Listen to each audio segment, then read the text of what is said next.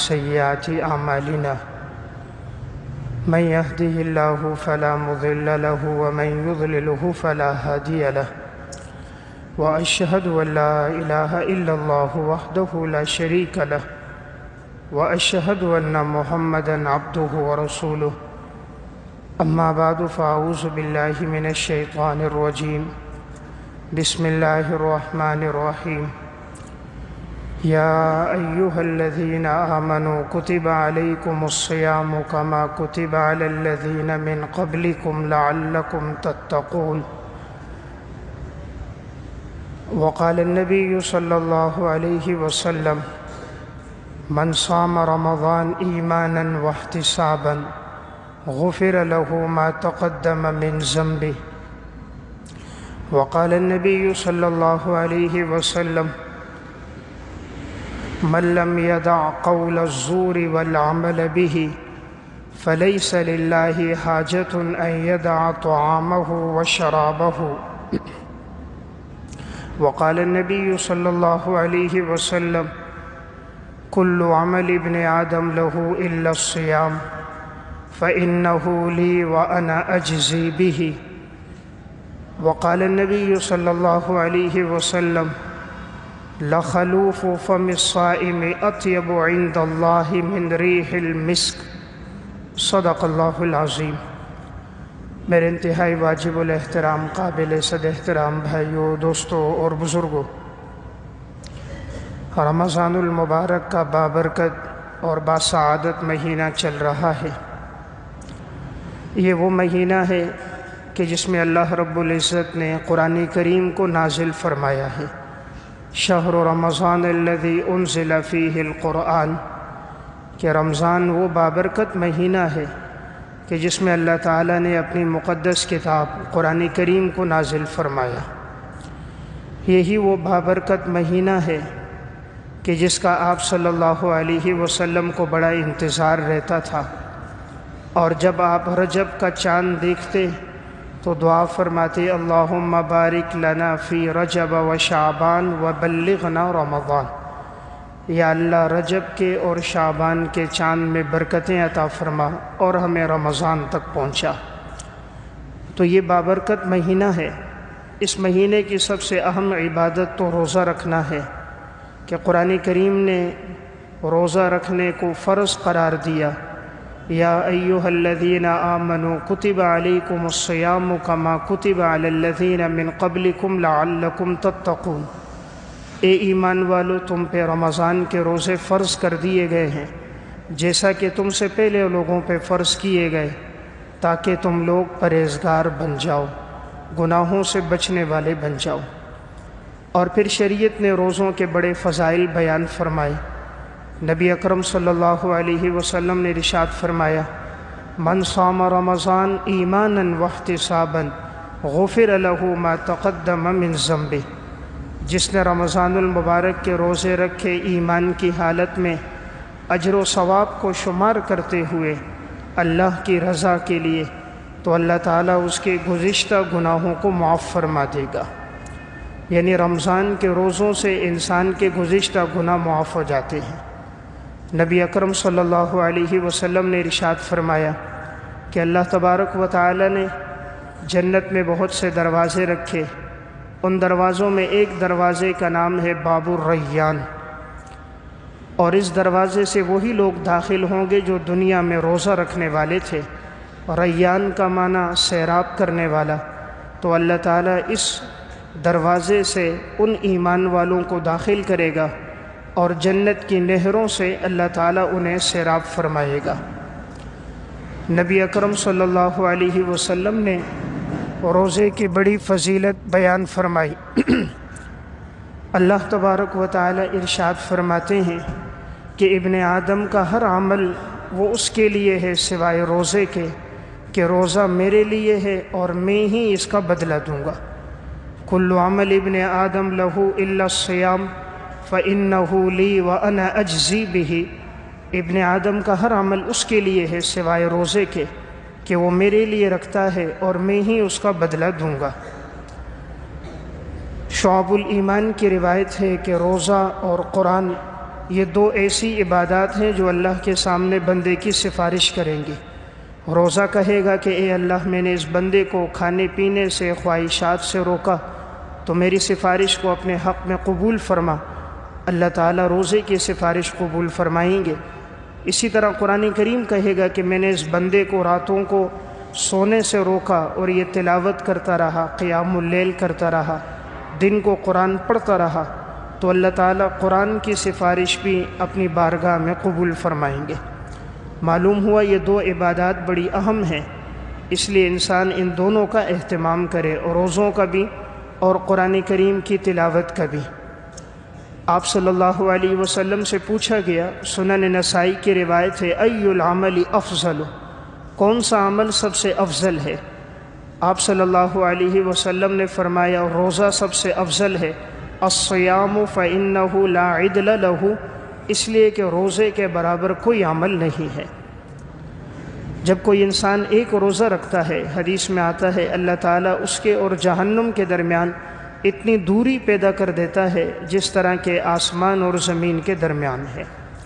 تو روزہ شریعت میں بڑی مطلوب عبادت ہے، اس لیے اس ماہ مبارک میں رمضان کے روزے رکھنے کا خصوصی اہتمام کیا جائے۔ اب روزے کا جو مقصد ہے وہ بھی حاصل کیا جائے۔ روزے کا مقصد قرآن کریم نے بیان فرمایا، یا ایھا الذین آمنوا کتب علیکم الصیام کما کتب علی الذین من قبلکم لعلکم تتقون، ہم نے تم پہ روزہ اس لیے فرض کیا تاکہ تم لوگ پرہیزگار بن جاؤ۔ معلوم ہوا روزے کا مقصد ہے گناہوں سے بچنا، تقوی اختیار کرنا۔ اگر ایک آدمی روزہ رکھتا ہے لیکن گناہوں سے نہیں بچتا، نظر کی حفاظت نہیں، زبان کی حفاظت نہیں، کانوں کی حفاظت نہیں، پھر یہ روزہ اللہ کے ہاں مقبول نہیں ہے۔ حدیث میں آتا ہے، نبی اکرم صلی اللہ علیہ وسلم نے ارشاد فرمایا، من لم یدع قول الزور والعمل به فلیس للہ حاجۃ ان یدع طعامہ وشرابہ، کہ جو آدمی روزے کی حالت میں جھوٹ بولنے کو اور جھوٹ پر عمل کرنے کو نہیں چھوڑتا، اللہ کو کوئی حاجت نہیں کہ اس نے اپنے کھانے پینے کو چھوڑ دیا ہے۔ یعنی اللہ تعالیٰ کے ہاں روزہ تب مقبول اور پسندیدہ ہے کہ جب انسان اپنے آپ کو روزے کی حالت میں گناہوں سے بچائے۔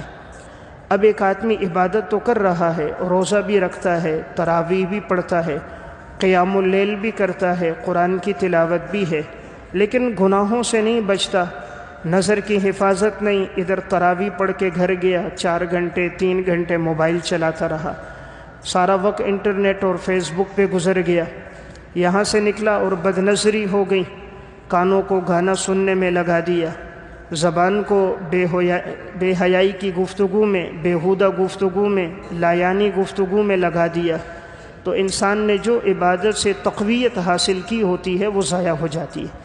اس لیے روزے کا مقصد گناہ سے اپنے آپ کو بچانا ہے۔ صرف کھانا پینا ترک کرنے کا نام روزہ نہیں ہے، بلکہ روزے کا مقصد اپنے آپ کو گناہوں سے بچانا ہے۔ حضرات سلف میں یہ بات گزری تھی کہ وہ لوگ تقوی کی زندگی گزارتے تھے، ہمیشہ اپنے آپ کو گناہ سے بچاتے تھے، اور ان پر ہر وقت فکر آخرت مسلط ہوتی تھی۔ مصنف ابن ابی شیبہ میں ہے، حضرت ابو بکر صدیق رضی اللہ تعالیٰ عنہ جب کسی پرندے کو درخت پہ چہچہاتے دیکھتے تو صدیق اکبر رضی اللہ تعالیٰ عنہ فرماتے، کاش میں بھی کوئی پرندہ ہوتا، کبھی ایک درخت پہ بیٹھتا، کبھی دوسرے درخت پہ بیٹھتا، کہ پرندے سے کوئی حساب کتاب نہیں، یہ مر گیا تو ختم ہو گیا، نہ عذاب ہے نہ ثواب۔ اور کبھی درخت کو دیکھتے تو فرماتے، کاش میں بھی کوئی درخت ہوتا، کوئی اونٹ آتا، کوئی جانور آتا تو مجھے چر لیتا، کھا لیتا، اور آخرت میں مجھ سے کوئی حساب و کتاب نہ ہوتا۔ یعنی ان لوگوں پر فکر آخرت بہت زیادہ تھی، حالانکہ صدیق اکبر کو 1 2 نہیں 10 مرتبہ لسان نبوت سے جنت کی بشارت ملی تھی۔ حضرت عمر رضی اللہ تعالیٰ عنہ کا واقعہ حلیۃ الاولیاء میں ہے، تو فرماتے تھے، کاش میں ایک دمبا ہوتا جسے اسے گھر والے پالتے پوستے، یہاں تک کہ جب وہ دبلا ہو جاتا، فربا ہو جاتا، پھر مہمان کے اکرام میں اس کو ذبح کر دیتے، کاش میں بشر نہ ہوتا۔ یعنی مقصد تھا آخرت میں جب سوال جواب ہوگا، حساب و کتاب ہوگا، تو میں آخرت کی جواب دہی کیسے دوں گا؟ حضرت عمر رضی اللہ تعالیٰ عنہ جب زخمی ہوئے تھے تو ان کے بیٹے عبداللہ ابن عمر نے حضرت عمر کا سر مبارک اپنی گود میں رکھا، زخمی حالت میں تھے، فرمانے لگے کہ میرا سر زمین پہ رکھ دو۔ فرمایا ابا جان کیوں؟ فرمایا رکھو۔ جب رکھا تو حضرت عمر رضی اللہ تعالیٰ عنہ نے اپنے گال مٹی میں ملے اور اللہ سے دعا کرنے لگے، اے اللہ اگر تو نے عمر کو معاف نہ کیا تو عمر تباہ و برباد ہو جائے گا۔ حالانکہ حضرت عمر وہ انسان ہے کہ جن کے لیے آپ صلی اللہ علیہ وسلم نے کئی مواقع پر جنت کی بشارت بیان فرمائی، جن 10 خوش نصیب لوگوں کو جنت کی خوشخبری دی گئی ان میں دوسرے نمبر پر حضرت عمر بن خطاب بھی ہیں۔ لیکن یہ وہ لوگ تھے کہ ان پر آخرت کی فکر بڑی غالب تھی۔ حضرت عثمان رضی اللہ تعالیٰ عنہ سنن ترمذی میں ہے کہ جس وقت قبرستان سے گزرتے کسی قبر پر کھڑے ہوتے تو رونے لگ جاتے، اتنے روتے کہ حضرت عثمان رضی اللہ تعالیٰ عنہ کی آنسوؤں سے ان کی داڑھی مبارک تر ہو جاتی۔ کسی نے کہا ہم نے آپ کو کبھی اتنا روتا ہوا پریشان غمگین نہیں دیکھا جتنا آپ کو قبر پر آ کر ہم پریشان غمگین روتا ہوا دیکھتے ہیں۔ تو حضرت عثمان بن عفان رضی اللہ تعالیٰ عنہ نے فرمایا القبر اول منزل من منازل الآخرہ فإن نجا منہ فما بعدہ ایسر منہ وإن لم ینج منہ فما بعدہ اشد منہ۔ قبر آخرت کی منازل میں سب سے پہلی منزل ہے، جسے یہاں سے نجات مل گئی آگے تک اس کے لیے نجات ہی نجات ہے، آسانی ہی آسانی ہے، اور جسے قبر سے نجات نہ ملی تو آگے کے مراحل تو اس کے لیے بڑے سخت اور مشکل ہیں۔ تو یہ وہ لوگ تھے کہ جنت کی بشارتیں حاصل کرنے کے باوجود ان پر فکر آخرت کا بڑا غلبہ تھا۔ تو قرآن جو روزے کا مقصد بیان کر رہا ہے وہ ہے لعلکم تتقون، کہ انسان اپنے آپ کو گناہوں سے بچائے۔ امام ابن قدامہ رحمۃ اللہ علیہ کی کتاب ہے التوابین۔ ایک شخص ابراہیم ابن ادہم رحمۃ اللہ علیہ کے پاس آیا، انہوں نے یہ واقعہ اس کتاب میں لکھا۔ ابراہیم بن ادہم اپنے دور کے بڑے اللہ والے بزرگ اور متقی انسان گزرے۔ یہ نوجوان ان سے کہنے لگا حضرت میری زندگی گناہوں میں فسق و فجور میں گزرتی ہے، آپ کوئی ایسی بات بیان فرما دیں کہ اللہ کی نافرمانی سے باز آ جاؤں۔ حضرت ابراہیم بن ادہم رحمۃ اللہ علیہ نے فرمایا بیٹا جب تمہارے دل میں گناہ کرنے کا ارادہ ہو تو تم اللہ کا رزق نہیں کھانا۔ جب دل میں خیال آئے کہ میں اللہ کی نافرمانی کرتا ہوں اس دن کے بعد اللہ کا رزق نہیں کھانا۔ اس نے کہا حضرت رزق نہ کھاؤں تو زندہ کیسے رہوں گا؟ فرمایا شرم اور حیا نہیں آتی، اللہ کا رزق کھاتے ہو اللہ کی نافرمانی کرتے ہو۔ دیکھیں ایک کتا اگر مالک کا کھاتا ہے ایک روٹی اور ساری رات گھر کے باہر پہرا دیتا ہے، دوسرے تیسرے دن مالک نہیں بھی کھلاتا پھر بھی کتا مالک کو دیکھ کر دم ہلاتا ہے، وہ مارتا ہے پھر بھی یہ سر اس کے قدموں میں رکھ دیتا ہے۔ ایک روٹی ڈال رہا ہے 12 گھنٹے چوکیداری کر رہا ہے، جہاں جاؤ پیچھے پیچھے جاتا ہے۔ تو جس رب نے آنکھوں میں بینائی ڈالی، کانوں میں شنوائی ڈالی، زبان میں گویائی ڈالی، جس نے دھڑکنے والا دل دیا، سمجھنے والا دماغ دیا، چلنے والے پاؤں دیے، پکڑنے والا ہاتھ دیا، آخر اس کی بھی تو احکامات ہم پہ لازم ہیں۔ تو پہلی بات ابراہیم بن ادہم نے کہی کہ جب اللہ کی نافرمانی کا ارادہ ہو اللہ کا رزق نہیں کھانا۔ دوسری بات فرمائی کہ جب گناہ کرنے کا ارادہ ہو اللہ کی زمین سے باہر نکل کر گناہ کرنا۔ اس نے کہا حضرت اللہ کی زمین سے نکل کے کہاں جاؤں گا؟ جہاں جاؤ اللہ کی زمین ہے۔ فرمایا اللہ کی سرزمین پہ رہ کر اللہ کی نافرمانی کرتے ہو، بڑی شرم والی بات ہے۔ دیکھیں اگر ایک آدمی کسی کے ہاں رہ رہا ہو تو مالک مکان کی نافرمانی کرے، بات نہ مانے، اگلے دن وہ اس کو جواب دے دیتا ہے میرے مکان سے نکلو۔ تو جو انسان اللہ کی دھرتی پہ رہے اللہ کی نافرمانی کرے تو فرمایا گناہ کرنا ایسی جگہ جانا جو اللہ کی زمین نہ ہو۔ تیسری بات فرمائی جب گناہ کرنے کا دل میں ارادہ آئے ایسی جگہ گناہ کرنا جہاں اللہ تمہیں نہ دیکھ رہا ہو، کوئی ایسی جگہ تلاش کرنا جہاں رب تمہیں نہ دیکھتا ہو۔ اس نے کہا حضرت ایسی تو کوئی جگہ نہیں، زمین اور آسمان میں، پہاڑوں میں، فضاؤں میں، دریاؤں میں، زمین کے نیچے، آسمان کے اوپر کوئی جگہ ایسی نہیں جو خالق کائنات سے مخفی ہو۔ فرمایا جب کوئی ایسی جگہ نہیں تو شرم نہیں آتی جو رب تمہیں دیکھ رہا ہے ہر موقع پر تو تم اس سے حیا نہیں کرتے اور اس کے سامنے اس کی نافرمانی کرتے ہو۔ پھر فرمایا چوتھی بات ابراہیم بن ادہم نے کہا جب گناہ کرنے کا ارادہ ہو تو اسرائیل علیہ السلام جب روح قبض کرنے آئے تو اس سے کہہ دینا میں تمہارے ساتھ نہیں جاتا، اپنی روح اس کے حوالے نہ کرنا۔ اس نے کہا حضرت یہ کیسے ہو سکتا ہے، وہ تو روح قبض کرے گا وقت مقرر پر اور 1 سیکنڈ کسی کو تاخیر نہیں دے گا، انتظار نہیں کرائے گا۔ فرمایا جب موت یقینی ہے اور ملک الموت کا مقابلہ بھی نہیں کر سکتے ہو تو پھر کیوں خالق کی نافرمانی کرتے ہو؟ 5ویں بات کہی، جب اللہ کی نافرمانی کا دل میں ارادہ آئے تو جس وقت فرشتے جہنم کی طرف گھسیٹ کے لے کے جانے لگیں تو ان سے اپنا ہاتھ چھڑا دینا کہ میں جہنم میں نہیں جاتا۔ اس نے کہا حضرت ان فرشتوں میں تو اتنی طاقت اور قوت ہے، مجھ جیسا انسان کہاں اپنے آپ کو چھڑا سکتا ہے؟ فرمایا جب نہیں چھڑا سکتا پھر اپنے رب کی نافرمانی کیوں کرتے ہو؟ یہ 5 باتیں اس کے دل پر ایسی لگیں کہ اس نے اس دن سے توبہ کی، پھر ساری زندگی اللہ کی اطاعت اور فرمانبرداری میں گزاری۔ تو روزے کا مقصد یہی ہے کہ انسان اپنے آپ کو اللہ کی نافرمانی سے بچائے۔ اگر صرف وہ کھانا پینا ترک کرتا ہے، گناہ ترک نہیں کرتا، پھر یہ روزہ نہیں۔ روزہ تبھی ہے جب انسان گناہوں سے اپنے آپ کو بچائے۔ آپ صلی اللہ علیہ وسلم نے فرمایا اتق المحارم تکن اعبد الناس، اپنے آپ کو گناہوں سے بچانا تم سب سے بڑے عبادت گزار بن جاؤ گے۔ امام ابن قدامہ رحمۃ اللہ علیہ نے التوابین میں اور علامہ یافعی نے روض الریاحین میں ایک واقعہ لکھا۔ ایک عابد تھا، زندگی عبادت میں گزرتی تھی، لیکن ہر انسان کے ساتھ خواہشات ہے، نفس ہے، شیطان ہے۔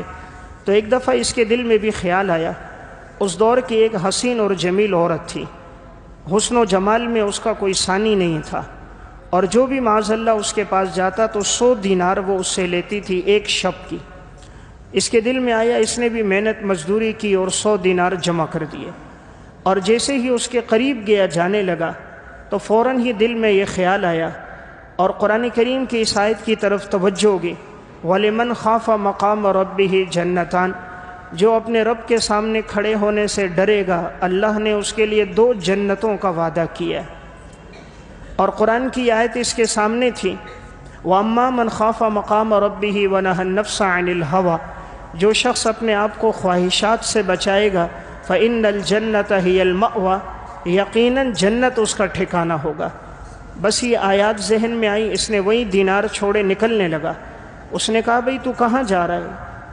اس نے کہا اللہ کا خوف میرے دل میں گناہ نہیں کر سکتا۔ اس نے کہا تو اپنی مرضی سے آیا تھا، 100 دینار بھی جمع کر کے لایا تھا۔ کہا میں نے لائے تھے، خواہش کا غلبہ تھا، لیکن آج کے بعد گناہ نہیں کروں گا۔ وہ 100 دینار وہیں رکھے وہاں سے چلا گیا۔ اب اس عورت کے دل میں بھی اللہ نے اس کی بڑی محبت ڈال دی۔ اب وہ آگے آگے، یہ اس کے پیچھے پیچھے کہ میں تم سے نکاح کرنا چاہتی ہوں۔ اس نے کہا نہیں، میں اپنے آپ کو گناہ سے بچا کے عبادت میں وقت گزاروں گا۔ پھر یہ گیا ایک صحرا میں عبادت کے لیے، وہ عورت پیچھے آئی، کسی نے بتا دیا وہی حسین اور جمیل عورت تمہارے پیچھے ہے۔ اس نے پیچھے مڑ کر دیکھا، آسمان کی طرف نظر ڈالی، ایک چیخ ماری، وہی انتقال ہو گیا۔ اس عورت نے کہا کہ ایسا حیا والا انسان میں نے زندگی میں نہیں دیکھا کہ مجھ جیسی خوبصورت عورت کہ جس کے پاس لوگ 100 دینار لے کے آتے تھے، میں خود اس کے پاس جا رہی ہوں، نکاح کی خواہش بھی کر رہی ہوں، لیکن اس نے میری طرف دوبارہ نگاہ اٹھا کے نہیں دیکھا۔ اس کے خاندان میں کوئی زندہ ہو میں اس سے نکاح کروں، اس کا بھائی زندہ ہے؟ لوگوں نے کہا ہاں زندہ ہے۔ اس نے اس کے بھائی سے نکاح کیا، وہ بھی نیک صالح تھا۔ اللہ نے اس سے پھر اس کو 7 بیٹے دیے۔ علامہ یافعی لکھتے ہیں وہ 7 کے 7 اپنے دور کے بڑے قراء اور علماء میں سے تھے۔ یعنی جب اس عورت نے تقوی پہ چلی، گناہوں سے اپنے آپ کو بچایا، اللہ تعالیٰ نے جو اولاد عطا فرمائی، پھر وہ بھی اللہ نے نیک صالح متقی عطا فرمائی۔ تو اللہ تعالیٰ تو آنسوؤں کی بڑی لاج رکھتا ہے۔ جب بھی ندامت کے ساتھ آنسو بہہ جائیں اللہ ماضی کے گناہ معاف کر دیتا ہے۔ امام ابن قدامہ رحمۃ اللہ علیہ نے التوابین میں ایک واقعہ لکھا۔ حضرت بشر حافی رحمۃ اللہ علیہ ابتدا کی زندگی ان کی فسق و فجور میں گزری تھی۔ ایک دفعہ لہو العاب کی ایک مجلس میں تھے اور ایک باندی گانا گا رہی تھی، شراب کے نشے میں تھے۔ دروازے پر دستک ہوئی تو باندی دروازہ کھولنے کے لیے گئی تو دیکھا ایک نیک صالح متقی بزرگ کھڑے تھے۔ انہوں نے ایک بات پوچھی، صاحب هذه الدار حر ام عبد، اس گھر کا مالک آزاد ہے یا غلام ہے؟ تو انہوں نے کہا گھر کا مالک آزاد ہے، یعنی بشر حافی غلام نہیں ہے، آزاد ہے۔ تو صلی اللہ علیہ بزرگ نے ایک جملہ کہا، لو کان عبدا لاستعمل ادب العبودیۃ وترک اللہو والطرب، واقعی یہ آزاد ہے، اگر یہ اپنے رب کا غلام ہوتا تو غلامی میں اپنی زندگی گزار دیتا اور لہو لعب کو اور بیہودہ مجالس کو ترک کر دیتا۔ واقعی یہ آزاد ہے جو آزادی میں زندگی گزار رہا ہے۔ یہ جملہ حضرت بشر حافی کے کانوں میں پڑ گیا، اگرچہ نشے کی حالت میں تھے لیکن اس اللہ والے کا یہ جملہ کان میں پڑا، لو کان عبدا، اگر یہ واقعی اللہ کا بندہ ہوتا، لاستعمل ادب العبودیت وترک اللہو، اپنی زندگی کو اللہ کی بندگی میں گزار دیتا، لہو لعب سے اپنے آپ کو بچاتا۔ بشر حافی ایک دم کھڑا ہوا اور اس نے پوچھا یہ کون تھا؟ باندی نے کہا ایک اللہ والا تھا، اس نے یہ جملہ کہا اور چلا گیا۔ کہا کس طرف گیا؟ کہا اس راستے پہ گیا۔ بشر حافی برہنہ پاؤں اس کے پیچھے بھاگتے ہوئے گئے، اس کے قریب پہنچے، کہا آپ نے کیا کہا تھا؟ کہا میں نے یہ کہا تھا لو کان عبدا لاستعمل ادب العبودیہ، اگر یہ خدا کا بندہ ہوتا خدا کی بندگی میں زندگی گزار دیتا۔ یہ واقعی آزاد ہے جو اپنے آپ کو اللہ کے احکامات سے آزاد سمجھتا ہے۔ انہوں نے کہا نہیں، میں اللہ کا بندہ ہوں، اللہ کی بندگی میں وقت گزاروں گا۔ بس اسی وقت آنسوں کے قطرے اس سے بہے، اسی بزرگ کے ہاتھ پر انہوں نے بیعت کی اور توبہ کی۔ تو جس وقت گھر سے نکلے تھے برہنہ پاؤں تھے، تو اس لیے ان کا لقب پڑ گیا بشر حافی، یعنی وہ آدمی جو توبہ کے لیے نکلا تھا تو برہنہ پاؤں تھا۔ پھر ایسی اللہ کی عبادت اور ریاضت میں انہوں نے زندگی گزاری، ایسے تقوی میں زندگی گزاری کہ حافظ ابن کثیر البدایہ والنہایہ میں لکھتے ہیں کہ بشر حافی کا شمار اولیاء اللہ میں ہوتا ہے۔ جس دن ان کا انتقال ہوا تھا، فجر کی نماز کے بعد ان کی نماز جنازہ ہوئی۔ اتنا مجمع تھا کہ جب یہ جنازہ قبرستان لے جا رہے تھے، فجر کے بعد یہ جنازہ نکلا تھا، ازدحام کی وجہ سے مغرب میں پہنچا تھا۔ اس دور کے محدث امام علی المدائنی نے فرمایا تھا ھذا شرف الدنیا قبل شرف الآخرہ، یہ آخرت سے پہلے اللہ نے دنیا میں ان کو عزت عطا فرما دی ہے۔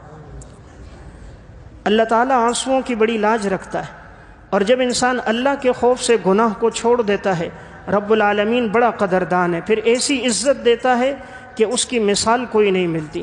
کل تک زندگی لہو لعب میں گزری، آج اللہ کے خوف سے گناہ چھوڑے، اللہ نے ایسی عزت عطا فرما دی کہ ان سے بڑا پھر جنازہ کسی کا نہ ہوا۔ تو میں ایک بات عرض کر رہا تھا، رمضان کے یہ بابرکت ایام میں اللہ تعالیٰ جو ہم سے چاہ رہا ہے، روزے کا مقصد وہ ہے لعلکم تتقون۔ روزہ اس لیے فرض کیا گیا کہ انسان گناہ چھوڑ دے، اللہ کی نافرمانی سے باز آ جائے۔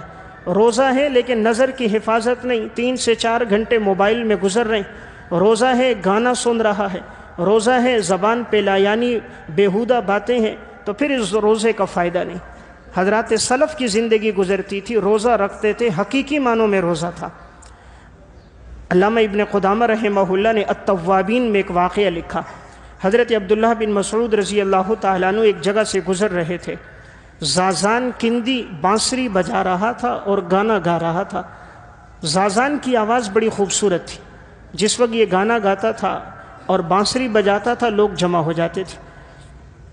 عبداللہ ابن مسعود رضی اللہ تعالیٰ عنہ گزرے تو اسی موقع پہ سر جھکایا، سر پہ رومال ڈالا اور ہاتھ پھیلا کر اللہ سے دعا کی کہ یا اللہ کاش یہ اس خوبصورت آواز میں قرآن کریم کی تلاوت کرتا، اے اللہ کاش یہ اس خوبصورت آواز میں قرآن کی تلاوت کرتا، گانا نہ گاتا۔ عبداللہ ابن مسعود کے یہ دعا دل سے نکلی تھی، یہ الفاظ زازان کندی کے کانوں میں پڑ گئے۔ عبداللہ ابن مسعود تو آگے چلے گئے، پوچھا یہ کون تھا؟ کہا یہ حضور کے صحابی عبداللہ بن مسعود رضی اللہ تعالیٰ عنہ۔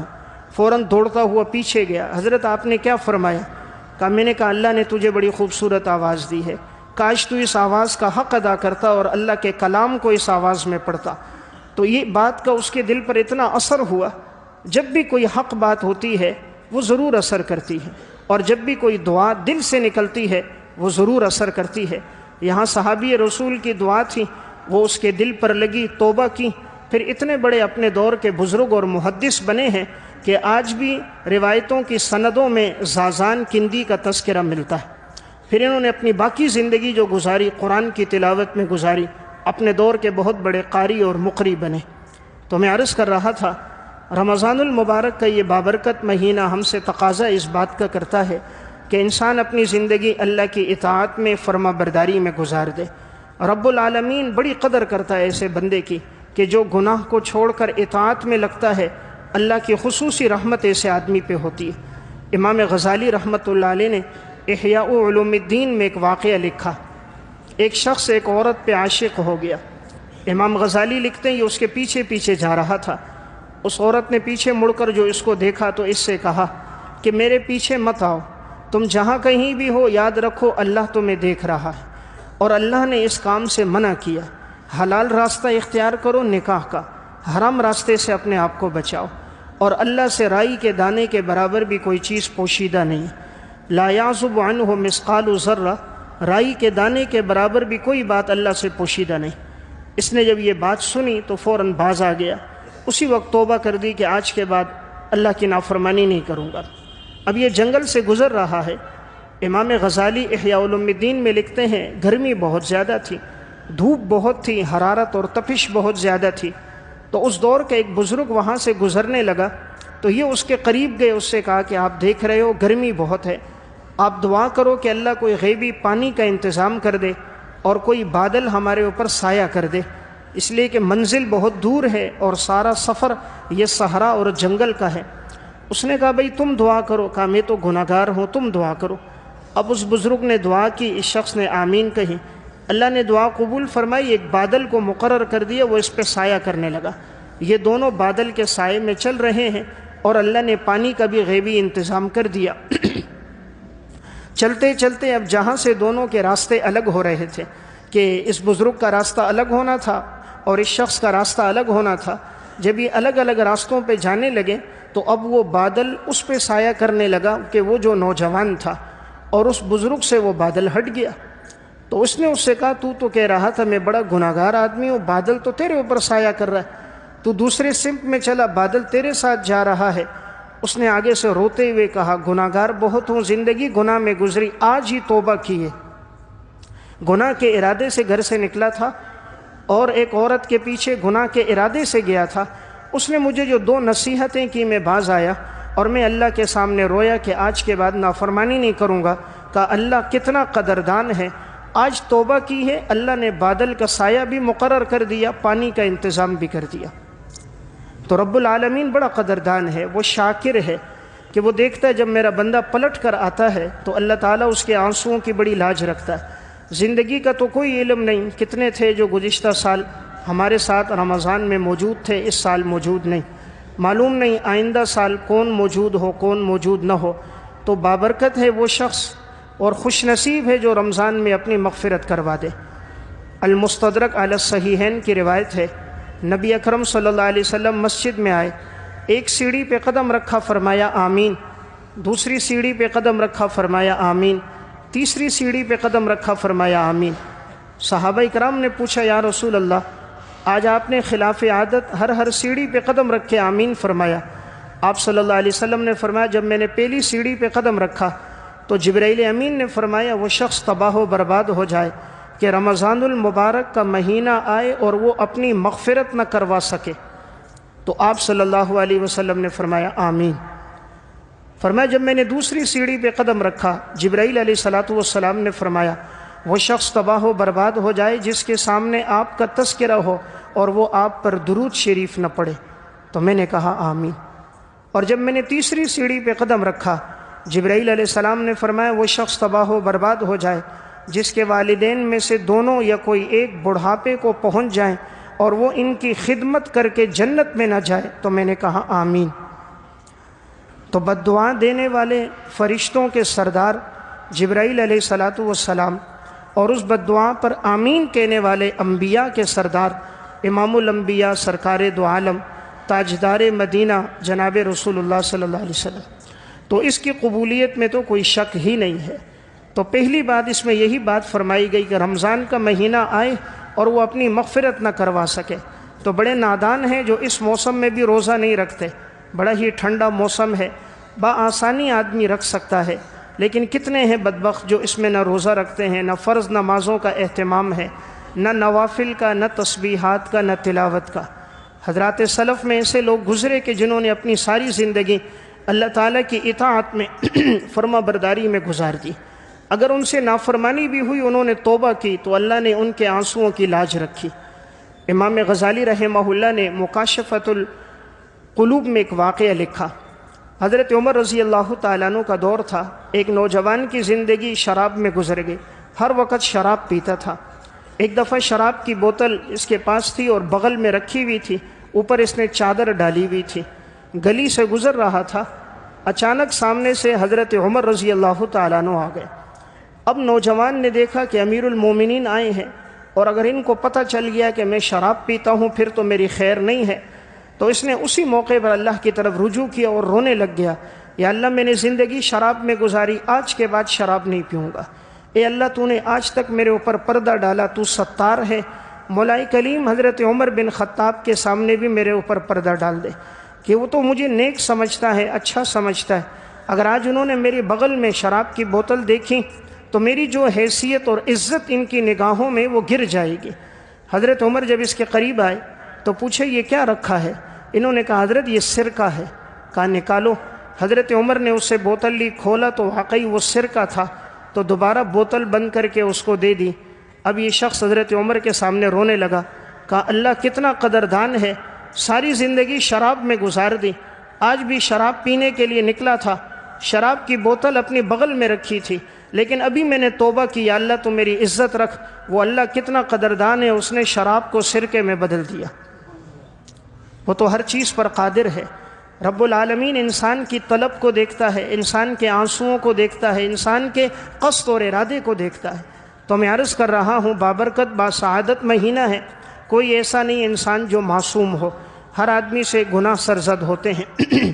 انبیاء علیہ السلام کے علاوہ دنیا میں کوئی معصوم نہیں، ہر انسان سے چھوٹے بڑے گناہ ہوتے رہتے ہیں، اور اللہ کو وہی انسان پسند ہے جو اپنے گناہوں پہ ندامت کا اظہار کرے۔ حضرات سلف میں ایسے لوگ گزرے، اپنے آپ کو گناہ سے بچانے کی خاطر کہ ہماری زبان صحیح استعمال ہو، انہوں نے اپنی زندگی کے 40 سال اس طرح گزار دیے کہ قرآن کے علاوہ انہوں نے کوئی بات ہی نہیں کی۔ ہر موقع پر جواب قرآن سے دیا کہ کہیں زبان سے کوئی ایسا جملہ نہ نکل جائے جو اللہ کی نافرمانی کا ذریعہ بن جائے۔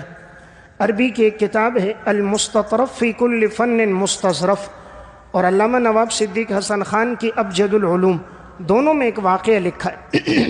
یہ اس خاتون کا واقعہ ہے کہ جس نے زندگی کے 40 سال اس طرح گزارے تھے کہ میری زبان سے کوئی جملہ اللہ کی نافرمانی کا نہ نکلے، تو اس نے 40 سال تک ہر بات کا جواب وہ قرآن سے دیتی تھی، قرآن کے علاوہ وہ بات نہیں کرتی تھی۔ عبداللہ بن مبارک رحمۃ اللہ علیہ فرماتے ہیں میں ایک دفعہ سفر میں نکلا، ایک جنگل سے میرا گزر ہوا تو میں نے دیکھا کہ ایک خاتون باپردہ ہے اور اپنے اوپر بڑی چادر ڈالی ایک درخت کے نیچے بیٹھی ہوئی ہے۔ عبداللہ ابن مبارک اس کے قریب گئے کہ سمجھ گئے یہ خاتون راستہ بھول گئی ہے، اسی وجہ سے یہ جنگل میں اکیلی بیٹھی ہے۔ عبداللہ بن مبارک نے خاتون کو سلام کیا، السلام علیکم ورحمۃ اللہ۔ خاتون نے وعلیکم السلام نہیں کہا، قرآن کریم کی آیت پڑھی سلام قولا من رب الرحیم، سلامتی ہو اللہ رب العزت کی طرف سے بابرکت قول کے ساتھ۔ عبداللہ بن مبارک نے اس سے پوچھا اماں جی اس جنگل میں اکیلی کیا کر رہی ہو؟ بوڑھی عورت تھی کہ تم صحرا میں اکیلی بیٹھی ہو، تمہارے ساتھ کوئی موجود نہیں، سواری نہیں، اس صحرا میں اکیلی کیا کر رہی ہو؟ خاتون نے قرآن کی آیت پڑھی وَمَن يُضْلِلِ اللَّهُ فَلَا هَادِيَ لَهُ، جو راستے سے بھٹک جائے اس کی کوئی رہنمائی نہیں کر سکتا۔ اشارہ تھا میں راستہ بھول گئی ہوں اس لیے میں جنگل میں اکیلی بیٹھی ہوں۔ عبداللہ بن مبارک رحمۃ اللہ علیہ نے تیسرا سوال کیا اماں جی کہاں سے آئی ہو، کہاں جانا ہے؟ اس نے قرآن کی آیت پڑھی سبحان الذی اسریٰ بعبدہ لیلا من المسجد الحرام الی المسجد الاقصی، میں مسجد حرام یعنی بیت اللہ سے حج کر کے آئی ہوں اور میں نے مسجد اقصی یعنی فلسطین جانا ہے۔ عبداللہ بن مبارک رحمۃ اللہ علیہ نے پوچھا اماں جی کتنے دن ہو گئے؟ خاتون نے قرآن کی آیت پڑھی ثلاث لیال سویہ، 3 دن مکمل ہو چکے ہیں۔ عبداللہ بن مبارک رحمۃ اللہ علیہ نے پوچھا اماں جی اس جنگل میں آپ نماز پڑھتی ہوں گی، نماز کے لیے وضو ضروری ہے، یہاں دور دور تک پانی کا نام و نشان کوئی نہیں، صحرا ہے، تو آپ وضو کس طرح کرتی ہیں؟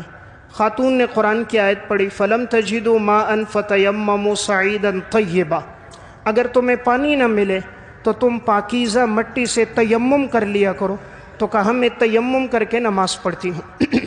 عبداللہ بن مبارک نے کہا اماں جی اس جنگل میں تمہارے پاس کھانا نہیں ہے، پینا نہیں، توشہ نہیں، تم کیا کھاتی پیتی ہو؟ خاتون نے قرآن کی آیت پڑھی، وَيُطْعِمُنِي رَبِّي وَيَسْقِينِ، میرا رب مجھے کھلاتا بھی ہے، میرا رب مجھے پلاتا بھی ہے۔ عبداللہ ابن مبارک نے فرمایا اماں جی میرے پاس کھانا موجود ہے، شاید آپ نے کھانا نہیں کھایا ہوگا۔ عبداللہ بن مبارک نے اپنا کھانا کھول کر خاتون کے سامنے رکھا کہ اماں جی اس میں سے کھانا کھا لیجئے۔ خاتون نے قرآن کی آیت پڑھی، اَتِمُّ الصِّيَامَ إِلَى اللَّيْلِ، روزے کو رات تک پورا کرو۔ اشارہ کیا میں روزے کی حالت میں ہوں، مجھے تمہارے کھانے کی ضرورت نہیں۔ عبداللہ بن مبارک رحمۃ اللہ علیہ نے پھر کہا اماں جی آپ کا تو نفلی روزہ ہے، یہ مہینہ اس وقت محرم کا چل رہا ہے، نفلی روزہ توڑنے کی شریعت نے اجازت دی ہے، آپ نے بھوک کی حالت میں رکھا ہے، روزہ توڑ دیں، کھانا حاضر ہے۔ خاتون نے قرآن کی آیت پڑھی، وَمَن تَطَوَّعَ خَيْرًا فَإِنَّ اللَّهَ شَاكِرٌ عَلِيمٌ، جو آدمی نفلی عمل بھی کرتا ہے اللہ بڑا قدردان ہے، جاننے والا ہے، نفلی عمل کا بھی اللہ ثواب دیتا ہے۔ یعنی ہر بات کا جواب خاتون قرآن سے دیتی ہے۔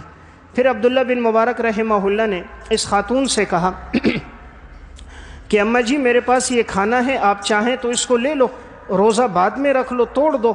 خاتون نے قرآن کی آیت پڑھی، وَأَن تَصُومُوا خَيْرٌ لَكُمْ، اگر تم روزہ رکھ لو تو روزہ تمہارے حق میں بہتر ہے۔ اب عبداللہ بن مبارک کہنے لگا اماں جی آپ میری طرح باتیں کیوں نہیں کرتی، جو بات کروں آپ قرآن کی آیت پڑھ کر جواب کیوں دیتی ہو؟ خاتون نے کہا ما یلفظ من قول الا لدیہ رقیب عتید، قرآن کی آیت پڑھی کہ انسان جو بات بھی کہتا ہے اس کے پاس ایک فرشتہ تیار موجود ہے اور انسان کی ہر بات کو محفوظ کر رہا ہے۔ یعنی اشارہ تھا کہ کرامن کاتبین ہر بات کو لکھتے ہیں، اس لیے میں عام گفتگو نہیں کرتی، قرآن کے ساتھ بات کرتی ہوں۔ اب عبداللہ بن مبارک رحمہ اللہ نے اس خاتون سے کہا اگر آپ چاہو میں آپ کو قافلے والوں تک پہنچا کر آ جاؤں۔ اب انہوں نے اپنی سواری نیچے بٹھائی تاکہ خاتون بیٹھ جائے۔ خاتون نے ان کو دیکھ کر قرآن کی آیت پڑھی، قُل لِّلْمُؤْمِنِينَ يَغُضُّوا مِنْ أَبْصَارِهِمْ وَيَحْفَظُوا فُرُوجَهُمْ، ایمان والو اپنی نگاہوں کو جھکا دو اور اپنی شرمگاہ کی حفاظت کرو۔ یعنی اشارہ تھا میں سواری پہ بیٹھوں گی، ہو سکتا ہے سمت مخالف سے ہوا چلے، میرا دامن اوپر اٹھ جائے، میری چادر سرک جائے، کہیں جسم پہ نگاہ نہ پڑے، تو تم اپنی نگاہوں کو جھکا دو۔ عبداللہ بن مبارک نے چہرہ دوسری طرف پھیر دیا، نگاہیں جھکا دی، خاتون سواری پر بیٹھ گئی۔ اب انہوں نے سواری کو کھڑا کیا، خاتون نے سفر کی یہ دعا پڑھی جو قرآن میں موجود ہے، سبحان الذی سخر لنا ھذا وما كنا له مقرنین وانا الی ربنا لمنقلبون۔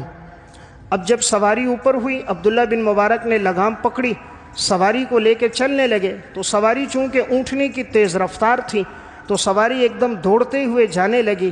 اماں جی بوڑھی تھی تو اوپر سے نیچے گر گئی، جب گر گئی تو اماں جی کو چوٹ لگ گئی۔ عبداللہ بن مبارک سواری کو مارنے لگے، اونٹنی کو۔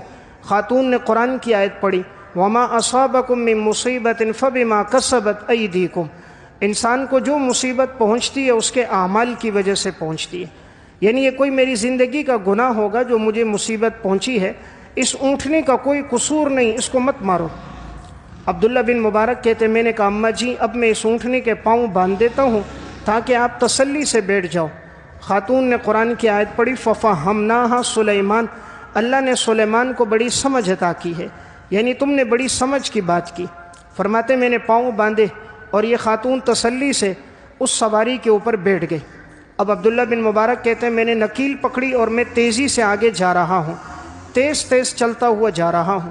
خاتون نے قرآن کی آیت پڑھی، وَاقْصِدْ فِي مَشْيِكَ وَاغْضُضْ مِنْ صَوْتِكَ، اپنی رفتار میں اعتدال لے کر آؤ، اپنی آواز کو پست کرو۔ یعنی تیزی سے کیوں جا رہے ہو، اعتدال سے چلو، آواز کیوں تیز کر رہے ہو، پست آواز رکھو۔ اب عبداللہ بن مبارک کہتے ہیں میں نے پست آواز رکھی ہے اور سواری کی نکیل پکڑے ہوئے میں چلتا ہوا جا رہا ہوں، لیکن ساتھ ساتھ اشعار پڑھ رہا ہوں۔ عرب کے لوگ فی البدی شاعر تھے، ان کو اپنے قصیدے یاد ہوتے تھے، تو یہ اشعار پڑھتے ہوئے جا رہے تھے۔ خاتون نے قرآن کی آیت پڑھی، فَقْرَؤُوا مَا تَيَسَّرَ مِنَ الْقُرْآنِ، اللہ کے بندے پڑھنا ہے تو قرآن پڑھ، اشعار کیوں پڑھتا ہے؟ عبداللہ بن مبارک کہتے ہیں اب میں قرآن بھی پڑھ رہا ہوں، نکیل پکڑ کے چل بھی جا رہا ہوں تاکہ خاتون کو قافلے تک پہنچاؤں۔ چلتے چلتے راستے میں مجھے کافی مسافت کے بعد ایک قافلہ نظر آیا، تو میں نے خاتون سے کہا یہ قافلہ ہے؟ تو اس میں کون ہے؟ آپ کا بیٹا ہے، بھائی ہے، والد ہے، کون ہے؟ خاتون نے قرآن کی آیت پڑھی، المال والبنون زینت الحیات الدنیا، مال اور اولاد دنیا کی زینت ہیں، یعنی اشارہ کیا قافلے میں میرے بیٹے موجود ہیں۔ عبداللہ بن مبارک کہتے ہیں میں نے پوچھا اماں جی یہ تو بہت بڑا قافلہ ہے، تو میں کیسے تلاش کروں گا کہ آپ کا بیٹا کون ہے؟ تو خاتون نے قرآن کی 3 آیتیں پڑھی، وَاتَّخَذَ اللَّهُ إِبْرَاهِيمَ خَلِيلًا وَكَلَّمَ اللَّهُ مُوسَىٰ تَكْلِيمًا وَاذْكُرْ فِي الْكِتَابِ إِسْمَاعِیل، اشارہ کیا میرے ایک بیٹے کا نام ابراہیم ہے، میرے ایک بیٹے کا نام موسیٰ ہے، اور میرے ایک بیٹے کا نام اسماعیل ہے۔ اب عبداللہ بن مبارک کہتے ہیں میں نے کہا اماں جی ہو سکتا ہے ابراہیم نام کے 2 آدمی ہوں، اسماعیل نام کے 2 ہوں، کیسے پتہ چلے گا آپ کا بیٹا ابراہیم اسماعیل کون ہے؟ خاتون نے قرآن کی آیت پڑھی، وَعَلَامَاتٍ وَبِالنَّجْمِ هُمْ يَهْتَدُونَ، میرے بیٹے وہ ہیں جن کے ذریعے اللہ لوگوں کو ہدایت دیتا ہے، یعنی وہ کوئی عام لوگ نہیں، مقتدیٰ ہیں، پیشوا ہیں، سربراہ ہیں، علماء ہیں، عام لوگ نہیں ہیں۔ اب یہ کہتے ہیں میں گیا اور میں نے قافلے میں آواز دی کہ ابراہیم، اسماعیل، موسیٰ کون ہے؟ تو 3 نوجوان دوڑتے ہوئے آئے۔ عبداللہ بن مبارک سے پوچھا بھئی کیا ہوا؟ کہا مجھے یہ خاتون راستے میں ملی ہے تو میں نے کہا اس کو قافلے تک پہنچا دوں۔ ان تینوں نے کہا چچا جان یہ تو ہماری والدہ ہے جو راستے میں ہم سے بچھڑ گئی تھی، تو ہم کافی تلاش کرتے رہے، ہمیں نہیں ملی۔ تینوں بیٹے دوڑتے ہوئے ماں کے پاس پہنچے، جیسے ہی پہنچے سلام کیا، ماں نے پھر آیت پڑھی سلام قولا من رب الرحیم، اور ماں نے ان تینوں بیٹوں کو مخاطب کر کے کہا فَبْعَثُوا أَحَدَكُمْ بِبَرِيقِكُمْ هَٰذِهِ إِلَى الْمَدِينَةِ فَلْيَنظُرْ أَيُّهَا أَزْكَىٰ طَعَامًا، پیارے بیٹوں دوڑتے ہوئے جاؤ بازار اور عمدہ قسم کا کھانا لے کر آؤ اس مہمان کے لیے۔ تینوں بیٹے دوڑ کر گئے، قریب میں جہاں کوئی بازار نظر آیا وہاں سے بہترین قسم کا کھانا لایا اور عبداللہ بن مبارک کے سامنے رکھا ہے۔ اب عبداللہ بن مبارک کھانا نہیں کھا رہے، خاتون قرآن کی آیت پڑھتی ہے کلوا واشربوا ہنیئا بما اسلفتم فی الایام الخالیہ، کھاؤ پیو یہ بدلہ ہے تمہاری اس نیکی کا جو تم نے ماضی میں ہمارے ساتھ کیے، جو تم نے ماضی میں ہم پر احسان کیا یہ اس احسان کا بدلہ۔ عبداللہ بن مبارک نے ان تینوں نوجوانوں کو دیکھ کر کہا میں اس وقت تک نہیں کھاؤں گا جب تک مجھے یہ بات نہ بتا دو کہ اتنا سفر ساتھ گزرا ہے، میں صبح سے لے کر اس خاتون کو نکلا ہوں تلاش میں تاکہ تم تک پہنچاؤں، لیکن یہ ہر بات کے جواب میں قرآن کی آیت پڑھتی ہے، کوئی سوال کرو جواب قرآن سے دیتی ہے، یہ ہماری طرح گفتگو کیوں نہیں کرتی؟ جیسے ہم بات چیت کرتے ہیں یہ بات کیوں نہیں کرتی؟ تو جو بڑے بیٹے نے جواب دیا ابراہیم نے، میں نے وہ سنانے کے لیے آپ کو پورا واقعہ سنایا۔ بڑے بیٹے ابراہیم نے کہا منذ 40 سنة لم تتکلم الا بالقرآن، 40 سال ہو گئے ہماری ماں نے قرآن کے علاوہ کوئی بات نہیں کی۔ منذ 40 سنة لم تتکلم الا بالقرآن، 40 سال ہو گئے ہماری ماں نے قرآن کے علاوہ کوئی بات نہیں، یعنی ہر بات کا جواب قرآن سے۔ تو کتنے تقوی میں یہ زندگی گزاری۔ اس موقع پر عبداللہ بن مبارک نے کہا ذالک فضل اللہ، یہ اللہ کا فضل ہے، اللہ جسے چاہے اپنا فضل عطا فرما دے۔ کہ اللہ نے اس خاتون پہ کتنا فضل کیا ہے کہ کتنی عالمہ ہے، قرآن پہ کیسی مہارت اور قدرت، زندگی میں کیسا تقوی کہ کوئی جملہ اللہ کی نافرمانی کا میری زبان سے نہ نکل جائے۔ 40 سال ہو گئے قرآن کے علاوہ بات ہی کوئی نہیں کی۔ تو میں نے عرض کیا رمضان کا یہ بابرکت مہینہ ہے اور روزے کا مقصد قرآن نے بیان کیا لعلکم تتقون، انسان گناہوں سے بچے، اس لیے ہماری پوری کوشش ہو کہ روزے کی حالت میں زبان کی، نگاہوں کی، کان کی حفاظت ہو اور زیادہ وقت ہمارا تلاوت اور ذکر میں گزرے۔ اللہ ہم سب کو عمل کی توفیق عطا فرمائے۔